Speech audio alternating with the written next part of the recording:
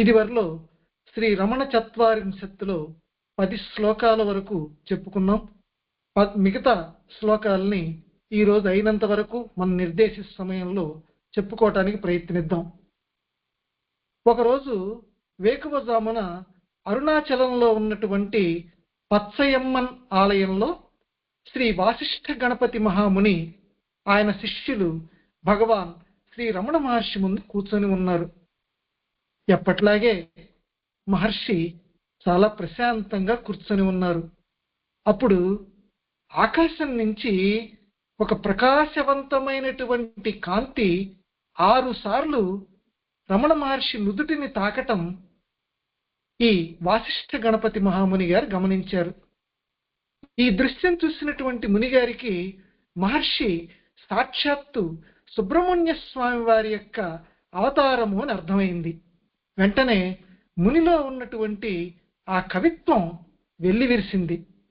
శార్దూల విక్రీడిత వృత్తంలో 8 శ్లోకాలు రాశారు. తర్వాత కాలంలో అవసరాన్ని బట్టి మహర్షిని కీర్తిస్తూ మరికొన్ని శ్లోకాలు రాశారు. మొదటి 8తో కలిపి మొత్తం 40 శ్లోకాలు శ్రీ రమణ చత్వారింశత్ అనే పేరుతోటి ఒక సంకలనంగా రూపొందించారు. ఈ 40 శ్లోకాలని భగవాన్ జీవించి ఉన్నప్పుడు ప్రతిరోజు పారాయణం చేసేవారు. ఇది మనం బాగా గమనించాలి. అంత మహిమాన్వితమైనవి ఈ శ్లోకాలు. ఇప్పుడు కూడా ఆయన మందిరంలో ప్రతి ఉదయం శ్రీ రమణ చత్వారింశత్ చదువుతున్నారు.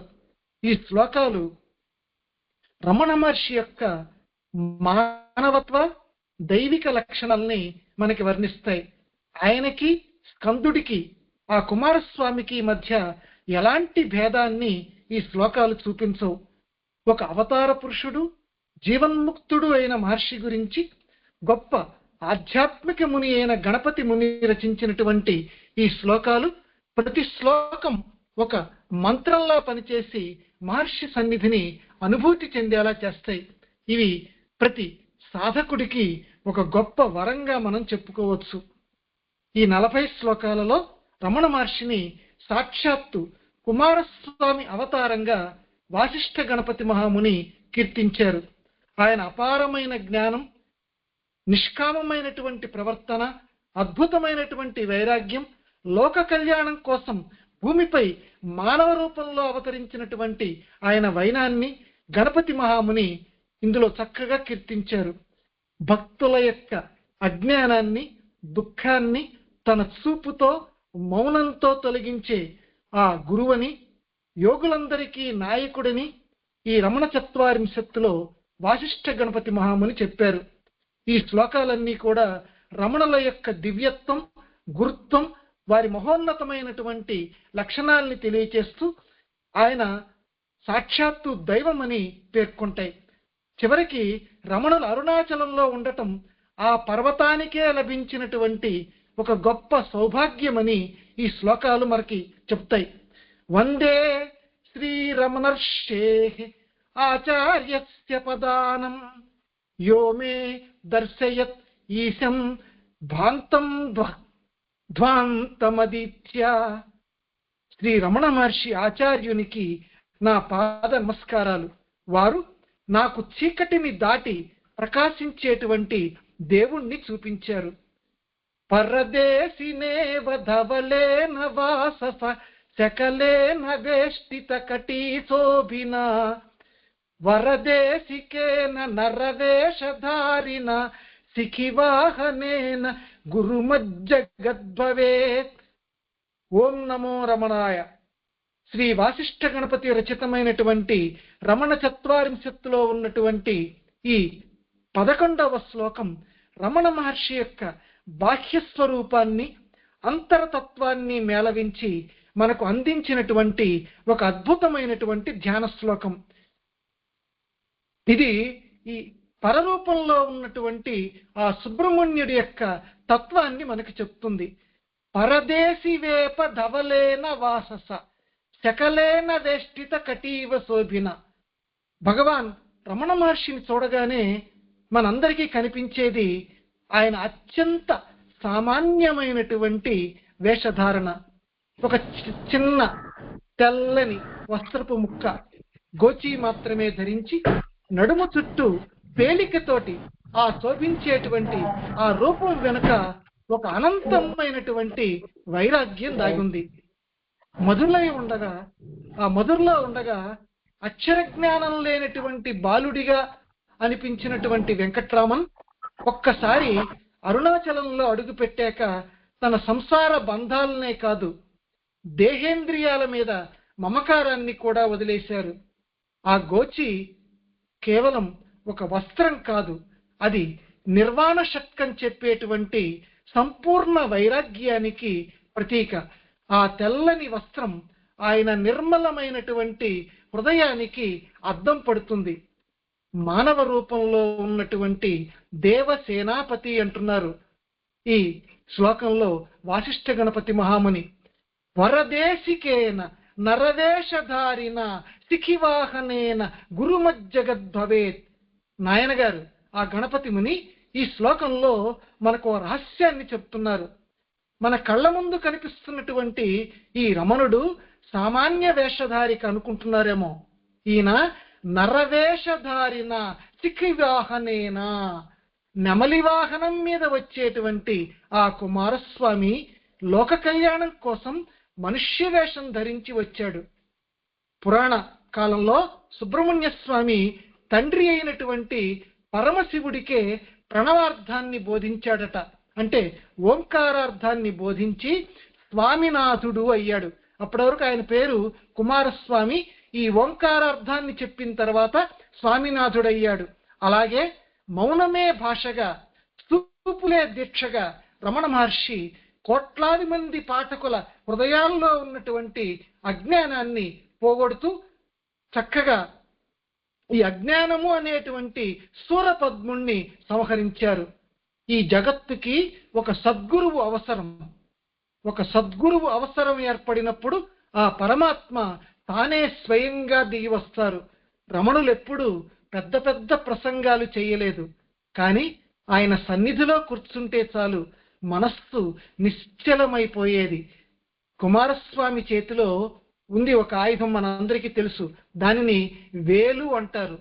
ఆ వేలు అనేటువంటి ఆ శక్తి ఆయుధం ఏ రకంగా అజ్ఞానాన్ని చీల్చివేస్తుందో, రమణుల ఆత్మ విచారణ, నేను ఎవరు అనేటువంటి ప్రశ్న సాధకుడి యొక్క అహంకారాన్ని ఆ రకంగా తుంచివేస్తుంది. జగద్గురువు గురుమజ్జగద్భవేత్. ఈ లోకం ఒక ఉత్తమమైనటువంటి గురువుని పొందింది. ఆ గురువు మనల్ని ఎక్కడికో వెతకమని చెప్పటం లేదు, ఒకటే చెప్పారు ఆయన. మనందరికీ తెలుసు, నీ లోపలికి నువ్వు చూడు అని దారి చూపారు. సహజంగా కుమారస్వామి అంటే మనందరికీ పరాక్రమము, తేజస్సు గుర్తుకు వస్తాయి. కానీ రమణ రూపంలో ఉన్నటువంటి ఈ షణ్ముఖుడు, ఈ కుమారస్వామి శాంతానికి మారుపేరు.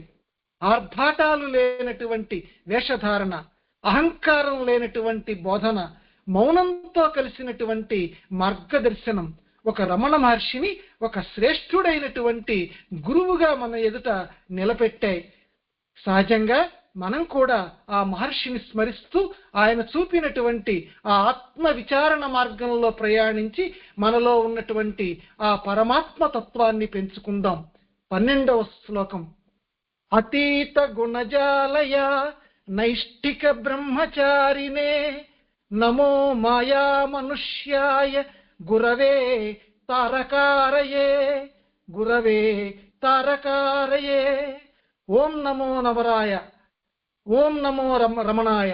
శ్రీ వాసిష్ఠ గణపతిమో రచితమైనటువంటి ఈ 12వ శ్లోకం భగవాన్ రమణుల యొక్క ఆ దివ్యత్వాన్ని ఒక సంపూర్ణ చిత్రంగా మన కళ్ళ ముందు పెడుతోంది. గుణాతీత స్థితి. శ్రీ రమణులు గుణాలకు అందనటువంటి మహోన్నతుడని శ్లోకం చెప్తోంది. అతీత గుణజాలాయ నైష్ఠిక ధర్మచారినే, నైష్ఠిక బ్రహ్మచారినే. మిత్రులారా, మనం ప్రకృతిలో ఉన్నటువంటి సత్వ రజస్తమో గుణాలు అనేటువంటి ఒక మాయాజాలంలో ఉన్నాం, చిక్కుకొని ఉన్నాం. కానీ రమణ మహర్షి ఈ గుణాలన్నింటినీ దాటినటువంటి గుణాతీతులు.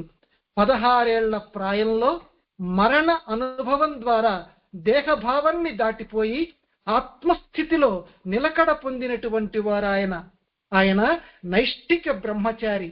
అంటే బ్రహ్మచర్యం అంటే కేవలం గృహస్థాశ్రమం స్వీకరించటం, అది మాత్రమే స్వీకరించకపోవటం, అది మాత్రమే కాదు, నిరంతరం బ్రహ్మమునందు ఎవరు చరిస్తారో వారిని నైష్ఠిక బ్రహ్మచారి అంటారు.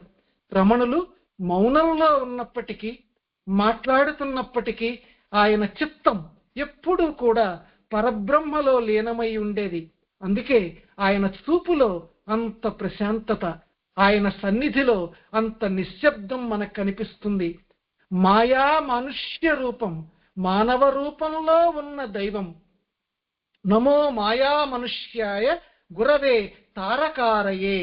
నాయన గారు వాసిష్ఠ గణపతి మహాముని ఇక్కడ మనకి ఒక అద్భుతమైన పదప్రయోగం చేశారు. మాయా మనుష్యాయ. ఆయన చూడటానికి మనలాగే ఉన్నారు, మనలాగే తిన్నారు, మనలాగే నిద్రిస్తున్నారు అనుకున్నాం, మనలాగే నడుస్తున్నారు అని మనం అనుకుంటాం.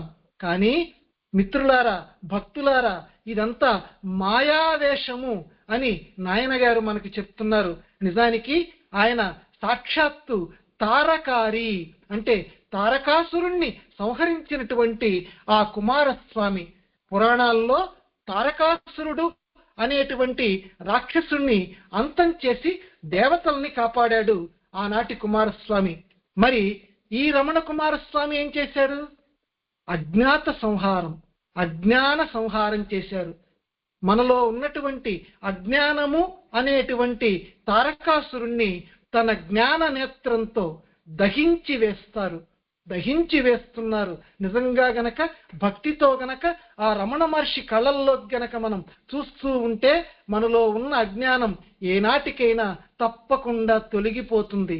తారక మంత్రం, సంసార సాగరాన్ని దాటించేటువంటి తారక జ్ఞానం, అంటే నేనెవరు అనేటువంటి విచారణని మనకి గురువుగా ఉండి ఈ అభినవ కుమారస్వామి రమణ మహర్షి మనకి బోధిస్తున్నారు. ఆధ్యాత్మిక విశేషం, గురువే దైవం. సాధారణంగా దైవం వేరు, గురువు వేరు అని మనం భావిస్తాం. కానీ నాయన గారు వాసిష్ఠ గణపతి మహాముని రాసినటువంటి ఈ 12వ శ్లోకం ఆ గురువే, ఈ గురువే ఆ దైవం, ఆ దైవమే ఈ మనుష్య రూపంలోని గురువు అని చాటి చెప్తోంది. రమణ మహర్షి అరుణాచలం వచ్చినప్పటి నుంచి సిద్ధి పొందేంత వరకు కూడా తన నిష్టని వీడలేదు. కాళ్ల మీద పుళ్ళు పడినప్పటికీ, చీమలు కుట్టినప్పటికీ ఆ దేహస్మృతి లేనటువంటి స్థితి ఆయనది. అట్టి గుణాతీత స్థితి కలిగినటువంటి సద్గురువుకి మనం ఇప్పుడు ఏం చేయగలం? ఒక్క నమస్కారం చేద్దాం. ఆ నమస్కారమే చేస్తూ ఉండంగా మన అహంకారాన్నంతటి కూడా తొలగించి వేస్తోంది. ఈ శ్లోకాన్ని మనం స్మరిస్తే రమణుల సామాన్య రూపం వెనకాల ఉన్నటువంటి ఆ అసాధారణమైనటువంటి సుబ్రహ్మణ్య తత్వం మనకి కనపడుతుంది. గుణాలకి అతీతంగా ఎదగాలని, నిష్ఠతో కూడినటువంటి జీవితాన్ని గడపాలని ఈ శ్లోకం మనకి సందేశం ఇస్తోంది. తారకారయే, మనల్ని ఈ భవసాగరం నుంచి తరింపచేసేటువంటి ఆ రమణ మురుగన్కి శతకోటి వందనాలు చెప్దాం.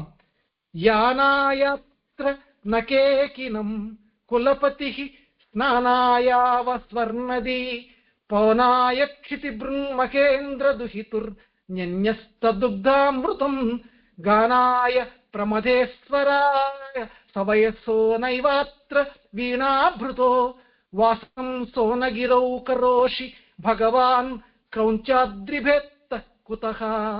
నమో రమరాయ. అమాయపు నిలతీత నాయన గారి శ్లోకంలో చేస్తున్నారు. ఈ 13వ శ్లోకంలో స్వామి కైలాసం వదిలి ఓ కుమారస్వామి రమణుల రూపంలో ఇక్కడికి ఎందుకు వచ్చావయ్యా? యానాయత్ర నకేకినాం కులపతి స్నానాయాన స్వర్ణది. నాయన గారు భగవాన్ రమణుల్ని చూసి ఒక అద్భుతమైన ప్రశ్న వేస్తున్నారు. ఆయనకి రమణుల్లో ఒక మనిషి, ఒక మానవాకారం కనిపించటం లేదు. సాక్షాత్తు క్రౌంచ పర్వతాన్ని చీల్చినటువంటి ఆ షణ్ముఖుడు కనిపిస్తున్నాడు. అందుకే ఆయనతో అడుగుతున్నారు, ఆయన్ని ప్రశ్నిస్తున్నారు నాయన గారు. ప్రభు, రమణ ప్రభు, నువ్వు చాలా సుకుమారుడివి కదయ్యా, రాజకుమారుడివి కదయ్యా. స్వర్గంలో ఆ కైలాసంలో ఉన్న నీకు ఈ భోగాలు చాలా ఉండాలి కదా.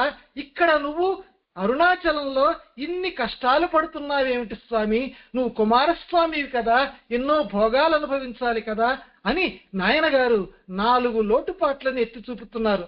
స్వామి, నువ్వు వెళ్ళటానికి నీకు నెమలి ఉండాలి కదా, అది ఇక్కడ లేదు కదా. ఈ ఎండలో ఆ రాళ్ల గుట్టల మీద కాలినడకనా ఎందుకు తిరుగుతున్నావయ్యా స్వామి? నువ్వు స్నానం చెయ్యాలంటే చక్కగా ఆ కైలాసంలో స్వర్గనది, ఆ గంగానది ఉండేది కదా. కైలాసంలో అయితే ఆ ఆకాశ గంగలో స్నానం చేసేవాడివి కదా స్వామి. ఇక్కడ ఈ కొండ కోణంలో నీకు ఈ సౌకర్యం ఎక్కడిదయ్యా? ఎందుకు పోగొట్టుకున్నావయ్యా స్వామి? కేవలం మమ్మల్ని అనుగ్రహించటానికి ఈ భూమి మీదకి దిగి వచ్చావా స్వామి? చిత బ్రహ్మకేంద్ర దుహితు, ఆ పార్వతీమాత ఇచ్చేటువంటి ఆ స్తన్య దుగ్ధామృతం, ఆ జ్ఞానం అనేటువంటి పాలు తాగిన వాడివయ్యా కుమారస్వామి. మరి పాపం ఇక్కడ ఈ మానవ రూపంలో ఎవరో భక్తులు తెచ్చి ఇస్తుంటే అది గంజి అని కూడా చూడకుండా తాగుతున్నావయ్యా. దానికేసి చూస్తున్నావు స్వామి. చక్కగా అక్కడ నీకు నీ చుట్టూ ఎప్పుడూ కూడా వీణలు మీటుతూ ఉండేటువంటి ప్రమదగణాలు ఉండేవారు కదా స్వామి. ఇక్కడ ఏముందయ్యా? అంత మౌనమే. ఈ కొండ రాయి రప్పల మధ్య నీకెలా తోస్తోంది స్వామి? ఎందుకు రమణ మహర్షి దిగి వచ్చారు? ఒకటే కారణం, భక్తులమైనటువంటి మన కోసం ఆ స్వామి దిగి వచ్చారు. మన మీద దయ. వాసం సోనం గినౌ కరోషి భగవత్ క్రౌంచాద్రిచేత్త కుతః. ఓ క్రౌంచ పర్వత భేదనకారి, ఓ కుమారస్వామి, ఇన్ని వసతులు వదులుకొని ఈ ఎర్రకొండ మీద, ఈ అరుణాచలం మీద, ఈ సోనగిరి మీద ఎందుకు నివాసం ఉంటున్నావు అని అంటూనే ఆయన సమాధానాన్ని కూడా చూపించారు. రమణ మహర్షి జీవితంలో మనం చూస్తే ఆయన 1896లో అరుణాచలం వచ్చాక మళ్ళీ ఆ ఊరు దాటి వెళ్ళలేదు. పాతాళలింగంలో ఆ పురుగులు కుడుతున్నా, వర్షం కురుస్తున్నా ఆయన అక్కడే స్థిరంగా ఉండిపోయారు. ఎందుకు? అరుణాచల శివుని ఆజ్ఞ. తండ్రి ఆజ్ఞ మేరకు కొడుకు ఇక్కడికి వచ్చాడు మన కోసం. మనలాంటి సామాన్యులకి జ్ఞానాన్ని ప్రసాదించటానికి ఆ కైలాస శిఖరాన్ని వదిలి ఈ అరుణాచల పాదాల చెంతకు ఆ కుమారస్వామి చేరుకున్నారు. ఈ శ్లోకంలో ఒక గొప్ప సందేశం కనపడుతుంది. నిజమైనటువంటి జ్ఞాని భగవంతుడికి బాహ్యమైనటువంటి వాహనాలు, రాజభోగాలు ఇలాంటివేవీ కూడా అవసరం లేదు. ఆయనకి కావాల్సింది ఏకాంతం, నిశ్చలత్వం. భక్తులమైన మనల్ని కూడా అవి అలవాటు చేసుకోమని తాను అవి ఆచరించి చూపించారు. అందుకే రమణులు సోనగిరిని ఎంచుకున్నారు. అరుణాచలం అంటే అది ఒక కొండ కాదు, అది ఒక జ్ఞానాగ్ని. నాయన గారి యొక్క ఈ ప్రశ్నలో భక్తితో కూడినటువంటి ఒక చమత్కారం కూడా ఉంది. నువ్వు ఇక్కడ ఉండటం మా అదృష్టం, కానీ నువ్వు పడుతున్న శ్రమ చూస్తుంటే మాకు బాధగా ఉంది స్వామి అని. బాలసుబ్రహ్మణ్యుడిగా రమణులు చేసినటువంటి ఆ త్యాగం, అనుభవించినటువంటి ఆ ఏకాంతం మన కోసమే. ఆయన నెమలి వాహనాన్ని ఎక్కకపోయినా మన హృదయ పీఠాన్ని ఎక్కారు. ఆయన స్వర్గంగలో, ఆ ఆకాశగంగలో స్నానం చెయ్యకపోయినా తన దయాదృష్టితోటి మన పాపాలని కడిగి వేస్తున్నారు. కుత సోనౌగో వాసం కరోషి. స్వామి, నువ్వు ఇక్కడ ఉండబట్టే మాకు మోక్ష మార్గం దొరికింది స్వామి. ఏకం వక్త్రం ఉమాంకవాస విరహ పానౌ న శక్త్యాయుధం మర్త్యత్వం న పతాకినీచ పృతనా పార్శ్వద్వయేనాకినాం వేషోలం పునరేష ముగ్ధనయన ప్రచ్ఛాదనే భూజుషం అంతర్ధానం ఉపైషి తారకరిపో కస్త్వనదాయ దాతః. ఓం నమో రమణాయ. శ్రీ వాసిష్ఠ గణపతి మహాముని రచించినటువంటి రమణ చత్వారింశత్తులో ఈ 14వ శ్లోకం ఒక అద్భుతమైనటువంటి మేధోమథనం. స్వామి, నీ 6 ముఖాలు ఏమయ్యాయి స్వామి? నువ్వు కుమారస్వామి అని చెప్పి నేను అందరికీ చెప్తున్నాను. ఇక్కడ ఈ రమణ చత్వారింశత్ రాశాను. మరి నన్ను ఎవరో ప్రశ్నిస్తున్నారు, 6 ముఖాలు ఉండాలి కదయ్యా కుమారస్వామికి, ఈ 6 ముఖాలు ఏమయ్యాయి అని. ఈ రమణ మహర్షిలో నాకు కనపడటం లేదే అని. ఏకం వక్త్రం ఉమాంకవాస విరహ పాణిన శక్త్యాయుధం. కైలాసంలో కుమారస్వామిని మనం 6 ముఖాలతో, చేతిలో శక్తి ఆయుధంతో, నెమలి వాహనంపై దేవసేనాపతిగా కోట్లాది దేవతల సైన్యంతో చూస్తాం. కానీ అరుణాచల రమణుని రూపంలో మనకి ఏం కనిపిస్తోంది? ఏకం వక్త్రం, 6 ముఖాలు పోయి ఒకే ముఖం కనిపిస్తోంది. ఆ ఒకే ముఖము నుంచి మౌనము అనేటువంటి అమృతధారలు కురిపిస్తున్నాడు ఆ స్వామి. ఉమాంకవాస విరహ. అమ్మ పార్వతీదేవి ఒడిని వదిలి ఒంటరిగా ఈ ఎర్రకొండ మీద, అరుణాచలం మీద ధ్యానంలో ఆ రమణ మహర్షి నిమగ్నమై ఉన్నారు. పాణినా శక్త్యాయుధం నహ. చేతిలో ఆ శక్తి, ఆ వేలు, ఆ వేలాయుధం లేదు. దానికి బదులుగా ఏం పట్టుకున్నారు? ఒక చిన్న కమండలం లేదా చేతికర్ర. అవి మాత్రమే రమణుల యొక్క చేతిలో ఉన్నాయి ఈ అభినవ కుమారస్వామి రూపంలో. మర్త్యత్వం. స్వామి, నువ్వు అమరత్వం కలిగినటువంటి కుమారస్వామివి. కానీ పాపం మర్త్యత్వం, మాలాగా మానవ రూపం ధరించి, మాలాగే రక్తమాంసాలు కలిగినటువంటి ఒక సామాన్య మానవ జన్మనెత్తావు. పతాకినీనక. స్వామి, నీ వెనక నడిచేటువంటి ఆ దేవతా సైన్యం ఏది? నువ్వు కుమారస్వామివి కదా. ఉందయ్యా ఇక్కడ కూడా సైన్యం. ఎవరం? మేమేమి సైన్యం. ఇక్కడ కేవలం కొంతమంది భక్తులు, సాధువులు, పశుపక్ష్యాదులు, ఇవి మాత్రమే నీ చుట్టూ ఉన్నాయి. స్వామి, మమ్మల్ని నువ్వు మోసం చేస్తున్నావా అని చాలా చమత్కారంగా వాసిష్ఠ గణపతి మహాముని చెప్తున్నారు. ఈ వేషం అంతా ఎవరి కోసమయ్యా? ఈ భూలోకవాసులం, ఈ భూదుషాం అమాయకుల కళ్ళని కప్పటానికి నువ్వు వేసినటువంటి మాయా మనుష్య వేషం అయ్యా ఇది. సామాన్య మానవుడిలాగా ఉంటూ కుమారస్వామి అన్న విషయం మాకు తెలియనివ్వకుండా మమ్మల్ని నువ్వు మోసం చెయ్యాలని చూస్తున్నావా? నువ్వు సామాన్యుడు అని మేము నమ్మాలా? భగవాన్ రమణులు విరూపాక్ష గుహలో ఉన్న, స్కాందాశ్రమంలో ఉన్న తన దివ్యత్వాన్ని ప్రదర్శించుకోకుండా చాలా సామాన్యుడిగా ఉండేవారు. ఆశ్రమంలో కూరలు తరుగుతూ, వంట చేస్తూ, భక్తులతో కలిసి సామాన్యంగా గడిపేవారు. కానీ ఆ లోపల వెలుగుతున్నటువంటి ఆ జ్ఞాన సూర్యుడు కుమారస్వామి కాక ఇంకెవరు? అంతర్ధానం. స్వామి, నువ్వు సాక్షాత్తు పార్వతీమాత పాలు తాగిన వాడివి. ఆ తల్లి జ్ఞానాన్ని నువ్వు మాకు పంచాలి అని నువ్వు ఇంకా వేషం మార్చి మమ్మల్ని ఎంతకాలం బురుడీ కొట్టిస్తావు? నువ్వు నిజమైనటువంటి సుబ్రహ్మణ్యుడు అని మాకు తెలుసులే అని చెప్తున్నారు ఈ నాయన గారు. ఆయన ఎప్పుడు రమణ మహర్షి తనను తాను దేవుడిగా ప్రకటించుకోలేదు. కానీ గణపతి ముని లాంటి విజ్ఞాని ఆయన్ని కేవలం మనిషిగా చూడలేకపోయాడు. అజ్ఞానుల కన్నా నువ్వు మా యొక్క అజ్ఞానులమైనటువంటి మా యొక్క కళ్ళు కప్పటానికి నువ్వు ఇలా సాధారణ మానవ రూపం ధరించావయ్యా. కానీ జ్ఞాని కళ్ళకి నీ అసలు స్వరూపం కనిపిస్తూనే ఉంటుందని ఈ శ్లోకంలో నాయన గారు మనకి చెప్పారు. అది దర్శించటానికి, ఆయనలో కుమారస్వామిని దర్శించటానికి మనందరం కూడా ప్రయత్నం చేద్దాం. 14 శ్లోకాల వరకు ముగించుకుందాం. నిర్దేశిత సమయం దగ్గర పడుతోంది. అందువల్ల ప్రస్తుతానికి ముగిస్తూ తర్వాత భాగంలో 15వ శ్లోకం నుంచి చెప్పుకుందాం. నాకు ఈ అవకాశం కల్పించినటువంటి లావణ్యారావు గారికి, తదితర సభ్యులకి అందరికీ కూడా నమస్తులు తెలియచేస్తూ ఓం నమో భగవతే శ్రీరమణాయ.